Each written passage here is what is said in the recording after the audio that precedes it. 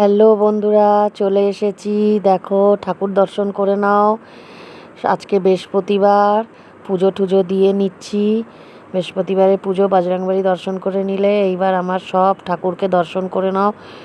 ঠাকুর তোমাদের সবাইকে মঙ্গল করুক। সবাইকে দর্শন করো। ছোট্ট ছোট্ট ঠাকুর সব তাকের মধ্যে বসানো আমার।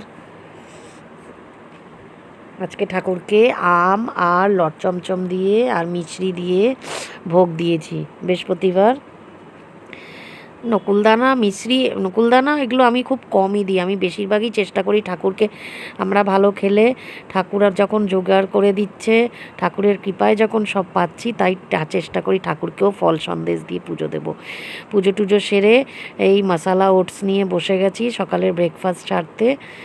সকালের ব্রেকফাস্টে আমি মশালা ওটস করে খাচ্ছি আজকে আর অন্য কিছু করিনি।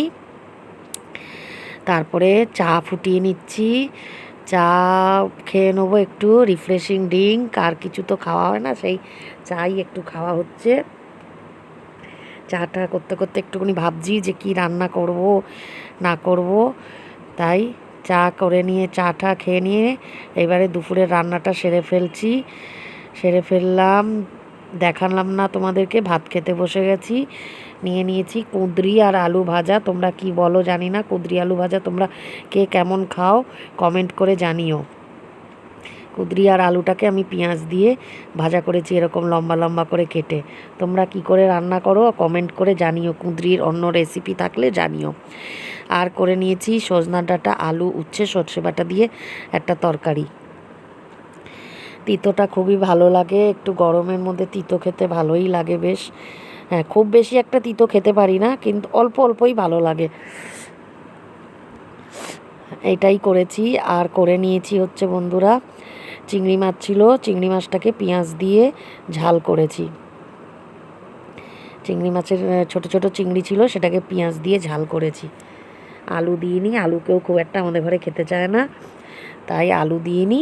পেঁয়াজ দিয়ে একদম একটুখানি গামাখা করে ঝাল ঝাল মতন করেছি। এই তরকারিটা করলে আমাদের বাড়িতে অন্য কিছু আর লাগে না, খুব ভালো খায়। এটা দিয়েই সবার খাওয়া হয়ে যায় ভাত। তা বেশ ওয়েদারটাও আজকে খুবই ভালো রয়েছে এখানে। হ্যাঁ, না রোদ না বৃষ্টি, কিন্তু মেঘলা হয়ে রয়েছে, হাওয়া ছাড়ছে। শেষ পাতে টক দই নিয়ে নিলাম।